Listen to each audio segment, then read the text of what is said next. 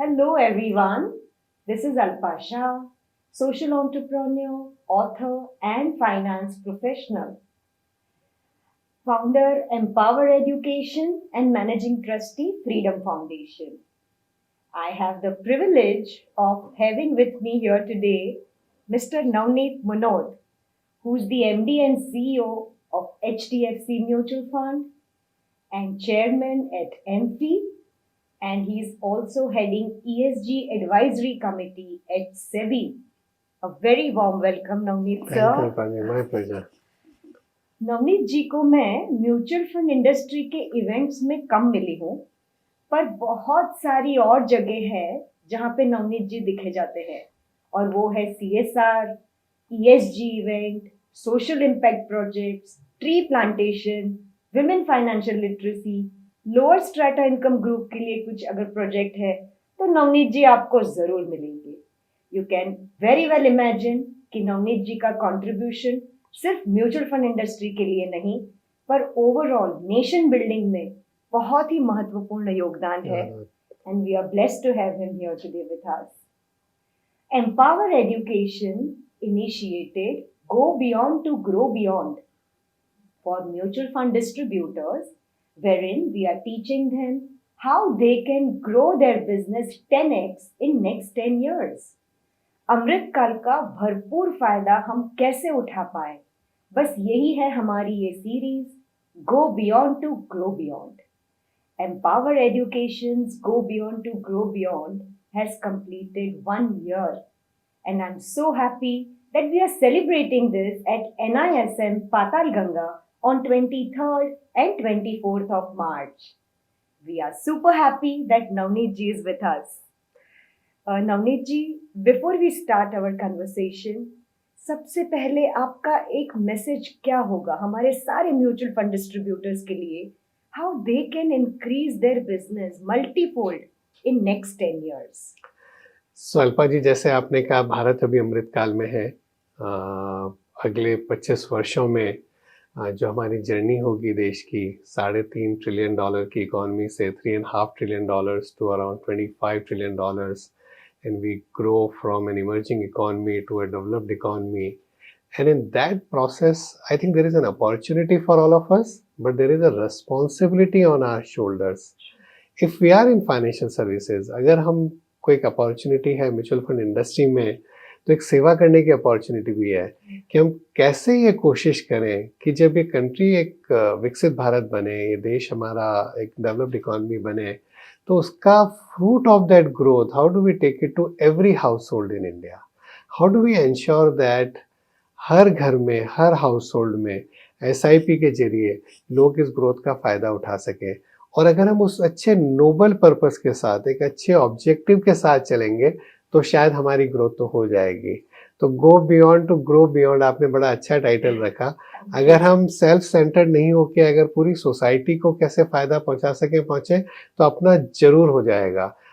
Warren Buffett ने एक बार कहा है कि आई वन द अवेरियन लॉटरी, कि मैं सही समय पर और सही कंट्री में मेरा जन्म हुआ और मैंने विश्वास रखा वहाँ पर. शायद हमारी जो जनरेशन है वो भी ये कह सकती है, we are at the right place at the right time and we need to make the most of it. क्या बात है, we are at the right place and right time. Navneet ji, आप चेयरमैन हो एमफी के, हार्टिएस्ट कॉन्ग्रेचुलेशन. Thank you. आप हमें बता सकते हैं कि म्यूचुअल फंड डिस्ट्रीब्यूटर्स के ग्रोथ के लिए, personal growth as well as business growth के लिए एमफी क्या क्या इनिशिएटिव्स ले रही है? सो सेबी चेयरपर्सन ने भी कई बार कहा है कि AMFI is like an extended arm of SEBI in terms of working in a collaborative manner, working in a cohesive manner. जो भी पॉलिसी निर्धारित होती है तो हमेशा एमफी की राय ली जाती है.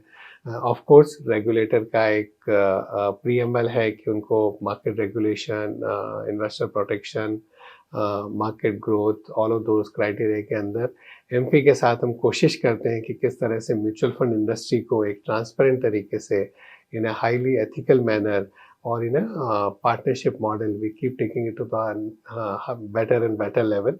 MFDs के लिए there are many things that industry would have done.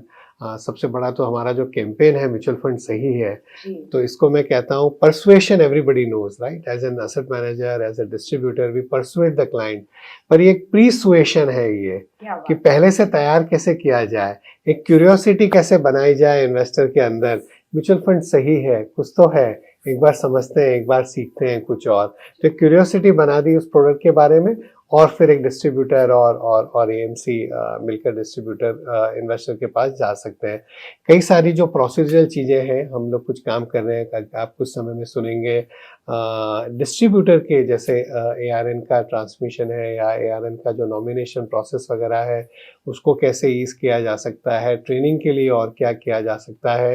I don't know मैं भी अनाउंस कर सकता हूँ कि नहीं, लेकिन मैं करता हूँ ये कि हम कुछ ही समय में कोशिश करें कि क्या हम एक अवार्ड प्रोग्राम एमएफडीज के लिए बनाएं, कि जो सही तरीके से और अच्छे तरीके से जो सेवा कर रहे हैं निवेशकों की, उनको अगर कोई एक रिकग्निशन प्रोग्राम अगर एमपी से बने, एक reward for doing the good work, कि वो लोग इंस्पिरेशन बन सकें दूसरे डिस्ट्रीब्यूटर्स के लिए, तो ऐसा भी हम सोच रहे हैं। बहुत बढ़िया नवनीत जी, आपके लीडरशिप के अंडर हम बहुत सारी आशाएं और उम्मीद रख रहे हैं कि आगे जाके सही मायने में अमृत काल का फायदा हम सब म्यूचुअल फंड डिस्ट्रीब्यूटर्स को होगा। नवनीत सर, आपको अगर मैं मार्केट आउटलुक के बारे में नहीं पूछूं तो ये बड़ी नाइंसाफी होगी। What do you think global outlook as well as India outlook? आपका क्या राय है, और कैसे हमारे डिस्ट्रीब्यूटर्स को इसका बहुत बेहतर वे से फायदा उठाना चाहिए for their wealth creation journey as well as for their clients? So global outlook तो डेफिनेटली हेजी है। अगर हम विश्व में देखें, geopolitically the world is realigning, digitally it is redesigning, AI और बहुत सारे डिसरप्शंस हैं, टेक्नोलॉजिकल डिसरप्शंस हैं। वर्ल्ड इज़ डेमोग्राफिकली डाइवर्जिंग, ज़्यादातर जो कंट्रीज़ हैं वहाँ पर पॉपुलेशन पीक हो रही है या डिक्लाइन हो रही है, कई डेवलप्ड कंट्रीज़ में, यूरोप में, जापान में। बट इंडिया में डेमोग्राफिक डिविडेंड है, इंडिया में डिजिटलाइजेशन में we are becoming almost become the first world country. Geopolitically I think India strategically is very well placed. Almost every corner of the world is looking for strategic partnership with India, और सरकार ने भी बहुत सराहनीय काम किया है उस पर। अगर हम वर्ल्ड को देखें तो वहाँ पर एक डी लेवरेजिंग का प्रोसेस चालू है। सेंट्रल बैंक्स ने और गवर्नमेंट्स ने इतना लेवरेज ले लिया, particularly after global financial crisis. But India में देखेंगे तो डेट टू जीडीपी का रेशो बहुत नीचे है, तो हमारे पास तो भी आगे बहुत संभावनाएं हैं। तो अगले कई वर्षों तक जब हम ये सारी स्थिति को विश्व की देखते हैं और भारत की देखते हैं, तो मुझे ऐसा लगता है कि over a period of time will become a very trustworthy and reliable factory of the world, trustworthy and reliable farm of the world, trustworthy and reliable front office of the world। और बड़ी संभावनाएं हैं भारत की economy के लिए, भारत की अर्थव्यवस्था के लिए, और इसका अल्टीमेटली कैपिटल मार्केट्स पर बड़ा पॉजिटिव असर रहेगा। विश्व में बहुत कम देश है जहां पर लंबे समय तक एक अच्छी ग्रोथ हुई इकोनॉमी की। वहाँ पर एक कॉर्पोरेट सेक्टर था, एक प्राइवेट सेक्टर था, जो उस ग्रोथ को कन्वर्ट कर पाया कंसिस्टेंट प्रॉफिट्स में, और एक कैपिटल मार्केट था जहाँ पर वो मार्केट कैप के ग्रोथ के जरिए वो माइनॉरिटी शेयर होल्डर को वो ग्रोथ मिल सकी। और एक म्यूचुअल फंड इंडस्ट्री थी इतनी वेल डेवलप्ड और इतनी ट्रांसपेरेंट और इतनी अच्छी, जहाँ पर एक 500 रुपए की एसआईपी के जरिए भी आप उस ग्रोथ में पार्टिसिपेट कर पाए।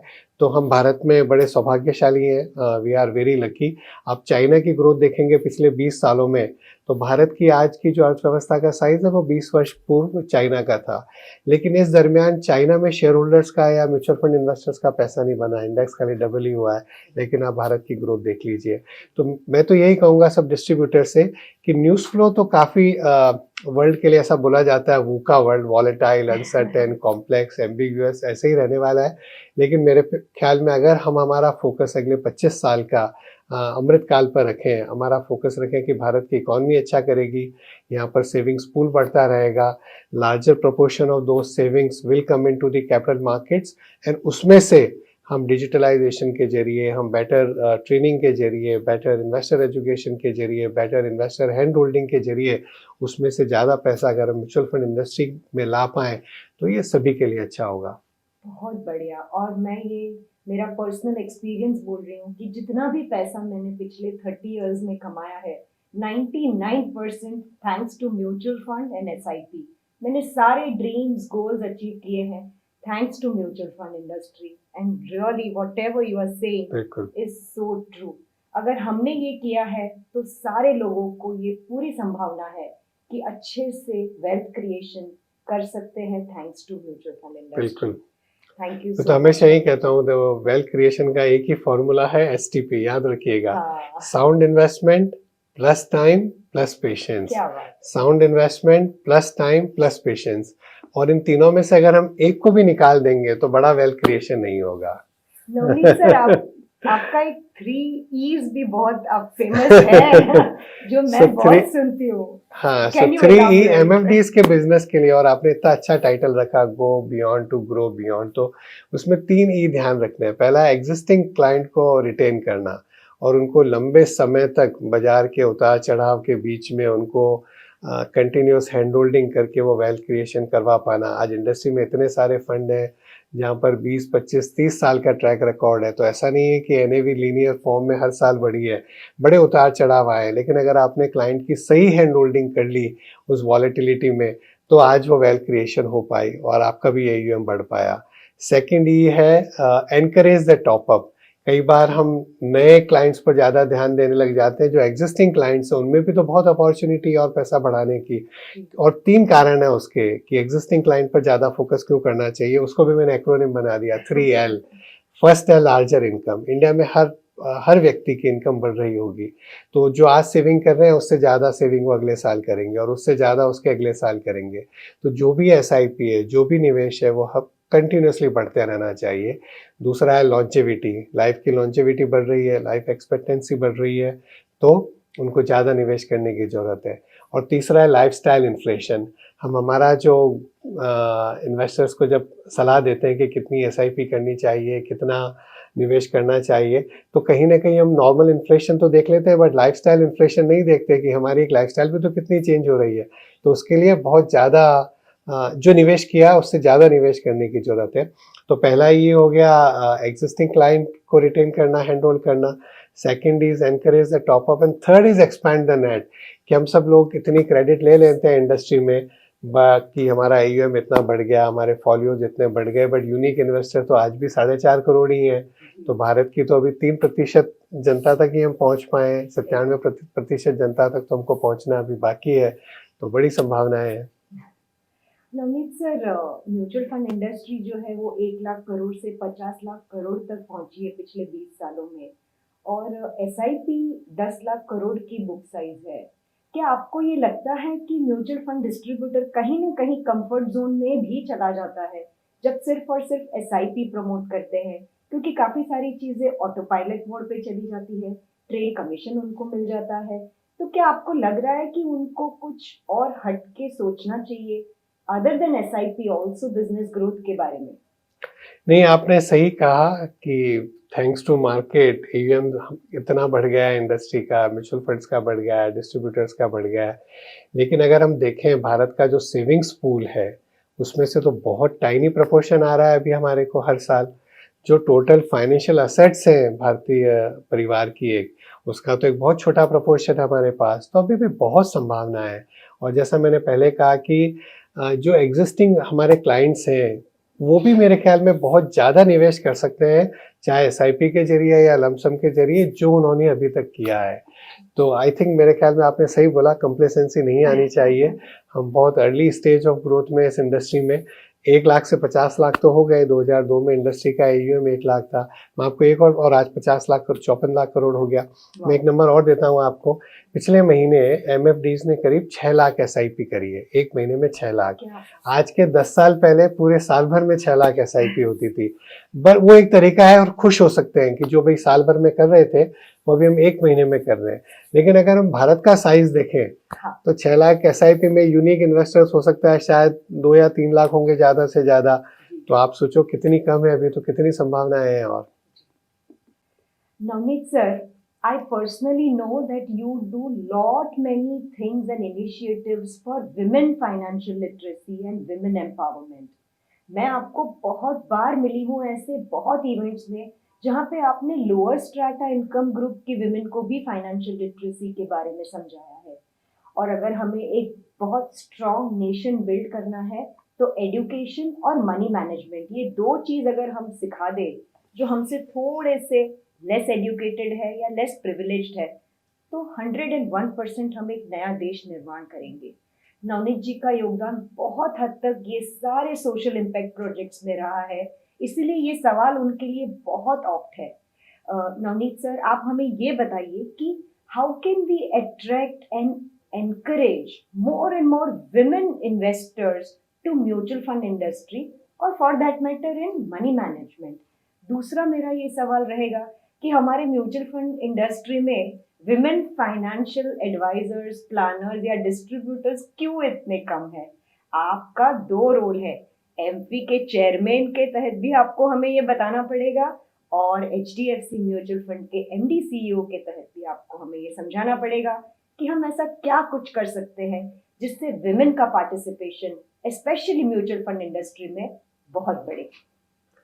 Alpa ji, thank you for asking that. और ये बहुत ही पर्टिनेंट क्वेश्चन आपने पूछा और बहुत ही पर्टिनेंट और topic which is very close to my heart आपने पूछा। ये एमफी में अभी कुछ ही दिनों पहले ऑन इंटरनेशनल विमेंस डे पे हमने एक बहुत ही यूनिक इवेंट किया और that was the felicitation of women fund managers, analyst and dealers by SEBI chairperson. And she came and we all felicitated our women fund managers, analysts and dealers. This was a step to kind of promote more women in investment management. और HDFC AMC की जहाँ तक मैं बात करूँ तो हमारा एक फ्लैगशिप प्रोग्राम है बढ़नी से आज़ादी। आज़ादी के अमृत महोत्सव में 2 साल पहले हमने ये सोचा कि भारत की जो महिलाएं हैं वो सदियों से बहुत अच्छी सेवर रही हैं। बढ़नी में अपने 50 रुपये, 100 रुपये, 200 रुपये, 500 रुपये रखेगी चावल के साथ, गेहूं के साथ, कि कभी एक रेनी डे में उसकी ज़रूरत पड़ सकती है। क्यों ना हम उन सब तक पहुँचे कि आप एक अच्छे सेवर हो, लेकिन कैसे हम एक अच्छे इन्वेस्टर बने। तो ये पूरे भारत में मेरे ख्याल में सैकड़ों कार्यक्रम हमने किए होंगे देश के कोने कोने में ये एक अलग जगाने के लिए। अभी जस्ट 1 साल पहले हमने एक चालू किया बड़ा इंटरेस्टिंग, और वो है नुक्कड़ नाटक बढ़नी से आज़ादी पर। तो कई जगहों पर बहुत सारी महिलाओं को बुलाकर हम एक नुक्कड़ नाटक करते हैं बढ़नी से आज़ादी बैनर के अंदर। आपने बोला बहुत सारी और म्यूचुअल फंड डिस्ट्रीब्यूटर्स भी महिलाएं होनी चाहिए, तो एक हमारा प्रोग्राम है लक्ष्मी फॉर लक्ष्मी, जिसमें मिस्ड कॉल सर्विस है। एक वुमन इन्वेस्टर अगर कॉल करती है तो हम उनको एक वुमन एमएफडी से कनेक्ट कराते हैं। एक महिला दूसरी महिला की बात अच्छे से समझ सकती है और बड़े ट्रस्ट से समझ सकती है। तो कुछ कोशिशें हैं एमपी की तरफ से, हमारी तरफ से एचडीएफसी एएमसी में, और जैसे आप जैसे लोग लगे हुए हैं इस पर तो मुझे पूरा विश्वास है। कई बार मुझे लोग पूछते हैं कि आप इतने भारत पर पॉजिटिव क्यों रहते हैं, आप इतने बुलिश क्यों रहते हैं? तो कई सारे कारण हैं, पर मैं कई बार कहता हूँ कि सबसे बड़ा कारण अगर मेरे से पूछा जाए कि why I am so bullish on India for 25 years, तो मेरा एक लाइन का आंसर होता है rising power of women in society. मुझे लगता है कि अगर भारत इतना अच्छा करेगा, बिकॉज आज जो आप लड़कियों को मिलते हैं कहीं पर भी, छोटे से छोटे गांव में भी, छोटी से छोटी जगह पर भी, उनकी आंखों में जो आपको एक स्पार्क दिखता है, एक एम्बिशन दिखता है, एक एस्पिरेशन दिखता है, एक हार्डवर्क और परसिवरेंस की जो आपको एक झलक दिखती है, वो आपको एक भारत पर अगले 25 साल के लिए बहुत बुलिश बनाती है। क्या बात है नवनीत सर, आपने मेरे दिल को इतना छू लिया, क्योंकि मैं एक विमेन समझ सकती हूँ कि it is so important for women to have financial freedom, for her self respect, dignity, confidence and मुझे ऐसा लगता है नवनीत सर, अगर हम विमेन को सही मायने में फाइनेंशियल फ्रीडम अचीव करवाएं तो बहुत ही आगे जाके सबका भला होगा। नवनीत सर, आपका कुछ क्लोजिंग नोट ऐसा जो हम हमारे म्यूचुअल फंड डिस्ट्रीब्यूटर्स को आज बता पाए? क्योंकि आपका title Alpa ji go beyond to grow beyond है, मैं एक और कहूँगा कि जिन भी एमएफडीज ने जर्नी चालू करी, कई तो जो हमारे साथ नए जुड़े हैं इंडस्ट्री में पिछले 3-5 सालों में, उन्होंने एक अच्छा मार्केट देखा। कई जने जिन्होंने बहुत वर्षों तक मेहनत करी है। मैं देश के कोने कोने में जब म्यूचुअल फंड डिस्ट्रीब्यूटर्स को मिलता हूँ जिन्होंने 30-40 साल पहले जब वो पोस्टल सेविंग्स, इंश्योरेंस वगैरह करते थे, early days of mutual funds में उन्होंने मेहनत करी, और आज जोड़ जोड़ के पावर ऑफ कंपाउंडिंग से उनका एक एयूएम बना। लेकिन अभी अमृत काल है और अब यहाँ पर एक कंपाउंडिंग एक अलग तरीके की हो सकती है। तो ये बहुत ज़रूरी है कि आपकी नेक्स्ट जनरेशन भी इसी प्रोफेशन में आए, और ये मैं सबको राय देता हूँ और सबको कोशिश करता हूँ कि आप अपनी नेक्स्ट जनरेशन से हमें मिलवाइए, आप एनकरेज करिए और ये समझाइए कि क्यों ये प्रोफेशन इतना अच्छा है। एमफी में हमने एक बड़ी अच्छी कैंपेन चलाई थी, करें शुरू। तो जो करें शुरू वो नए एमएफडीज बनाने के लिए है, लेकिन जो आप एमएफडीज ऑलरेडी ये प्रोफेशन में है और आपकी नई जनरेशन है, तो उनको तो ज़रूर आपके साथ वापस शुरू करवाइए। और over a period of time मुझे लगता है कि धीरे धीरे किस तरह से, जैसे जो आपने वर्ड्स यूज़ करे थे कोई और कॉन्टेक्स्ट में, डिग्निटी है, प्रोफेशनलिज्म है, और एक जो एक रेस्पेक्ट इस प्रोफेशन की बढ़ती रहेगी, क्योंकि आप सही तरीका बताएंगे इन्वेस्टर्स को वेल्थ क्रिएट करने का। तो मुझे लगता है नेक्स्ट जनरेशन को आपको ज़रूर इस प्रोफेशन में लाना चाहिए, उनको एनकरेज करना चाहिए। और मेरे ख्याल में ये आपके प्रोफेशन के लिए भी और आपके बिजनेस के लिए भी बहुत अच्छा है, और उनके भविष्य के लिए तो बहुत ही अच्छा है। जी, मुझे ऐसा लगता नहीं है कि दुनिया में म्यूचुअल फंड डिस्ट्रीब्यूटर से बेहतर कोई बिजनेस है, क्योंकि यहाँ पे हमें एक पर्पस मिला है। हम काफ़ी लोगों का भला सोच सकते हैं, कर सकते हैं, एग्जीक्यूशन भी हम अच्छी तरह से उनको करके उनके ड्रीम्स गोल्स को अचीव करवा सकते हैं। ट्रस्ट मी, सबसे पहले अगर आपको अपनी नेक्स्ट जनरेशन को ये बिजनेस में लाना है, तो खुद बहुत खुशी से ये पॉजिटिव वाइब्स क्रिएट करनी पड़ेगी कि आप जो ये काम कर रहे हो उससे बेहतर कोई बिजनेस इस दुनिया में नहीं है। अगर आप पॉजिटिव रहेंगे तो आपके नेक्स्ट जनरेशन जरूर आपके बिजनेस में आएंगे। ये बिल्कुल सही कहा अल्पा जी आपने, और good that you notice that जिंदगी के लिए SIP and investor education initiative कि हर चीज़ जीवन में एसआईपी की भांति है, धीरे धीरे बढ़ना, धीरे धीरे सीखना। छोटे बच्चे से भी जब बड़े बनते हैं तो छोटी छोटी चीज़ें धीरे धीरे सीख करके हम बड़े बनते हैं, तो पूरी ज़िंदगी एक एसआईपी है। तो वो एसआईपी की आदत रखना। मैं जब विद योर प्रॉमिसिंग सन निर्वाण से बात कर रहा था तो उससे और कोई बात चल गई, पता नहीं कहाँ से, गौतम बुद्ध की, और उसने बड़ी अच्छी एक स्टोरी नरेट करी कि गौतम बुद्धा अपने एक बार डिसाइपल्स के साथ जा रहे थे, तो डिसाइपल पूछ रहे थे और कितना चलना है, तो उन्होंने बोला बस थोड़ा सा और। फिर उन्होंने थोड़ी देर बाद पूछा और कितना चलना है, इतना चल रहे बस थोड़ा सा और। फिर उन्होंने पूछा और कितना चल रहा है, बोला थोड़ा सा और पूरी शाम हो गई फिर भी वो जगह नहीं आई जहाँ उनको पहुँचना था। तो डिसाइपल ने पूछा कि जब आपको पता था इतना दूर है तो आप बार बार ये क्यों कह रहे थे बस थोड़ा सा और। तो बोले अगर मैं आपको पहले बता देता कि इतना दूर है, हमें शाम तक चलना है, तो शायद आप इतना एफर्ट नहीं डालते, आप थक जाते कहीं ना कहीं, एक थकान पहले से ही आ जाती। तो यही है कि वो एसआईपी भी ऐसी जर्नी है, धीरे धीरे बस थोड़ा सा, बस थोड़ा सा, बस थोड़ा सा, फिर जाके अल्टीमेटली डेस्टिनेशन मिल जाती है और हमारा गोल मिल जाता है, वेल्थ क्रिएट हो जाती है। तो वो जो फॉर्मूला है वो हमेशा याद रखना चाहिए, sound investment plus time plus patience equal to wealth creation. Navneet ji, thank Thank you you so very much. much for taking Entirely my time out pleasure. from your busy schedule. Thank Thank you. you very much.